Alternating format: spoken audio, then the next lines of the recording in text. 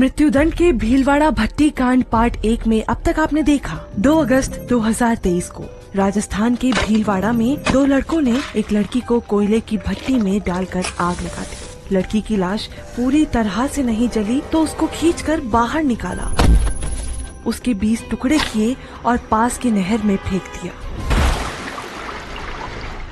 इस हत्याकांड में वो सिर्फ 3 लोग नहीं बल्कि 8-9 लोग और शामिल हो गए। जब लड़की घर नहीं पहुंची तो उसकी माँ और चचेरा भाई उसे ढूंढने गए तो उनको उस धधकती भट्टी के पास एक कड़ा और अधजला हाथ मिला। पार्ट 2 में अब आगे की कहानी।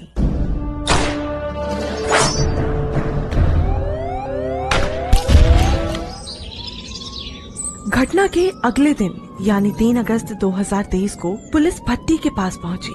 पीछे पीछे गांव वालों की भीड़ थी।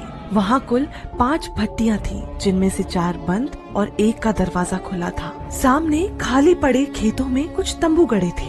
इन्वेस्टिगेटिव ऑफिसर डीएसपी श्याम सुंदर ने पूछा, ये तंबू किसका है? भीड़ से जवाब आया, यहाँ कालू कालबेलिया, कान्हा, संजय और कुछ लोग रहते हैं। किसी ने भट्टी में जलती हुई लाश देखी है क्या? उस लड़की के चचेरे भाई महावीर ने बोला, जी सरकार, मुझे यहाँ अधजला हाथ और मेरी बहन का कड़ा मिला था। तुम कैसे कह सकते हो कि ये हाथ और कड़ा तुम्हारी बहन का ही है?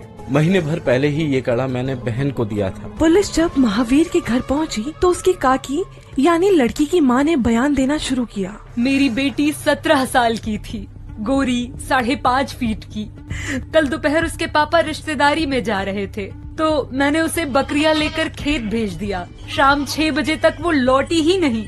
मुझे चिंता होने लगी। 7 बजे भी नहीं आई तो मैं महावीर के साथ उसे ढूंढने निकल पड़ी। लड़की की मां ने ये भी बताया कि रास्ते में उनको कालू और एक लड़का मिला जो उनकी बकरियां लेकर आ रहे थे। उसने पूछा, हमारी बिटिया नेहा कहाँ है? कालू ने कहा कि उसको कुछ पता नहीं, बकरियां तंबू के पास भटक रही थी इसलिए वापस ले आया। इसके बाद लड़की की माँ भी घर लौट गई। मैंने उसके पापा से कहा रिपोर्ट लिखवाने चलो, लेकिन तभी सोचा एक बार और खेत चलते हैं, शायद वो रास्ता भटक गई होगी।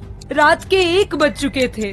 इस बार खेत में एक भट्टी जल रही थी। दरवाजा खुला था। पास गए तो मांस जलने की बदबू आ रही थी। महावीर ने डंडे से भट्टी खोदी तो अंदर से एक अधजला हाथ और चांदी का कड़ा मिला।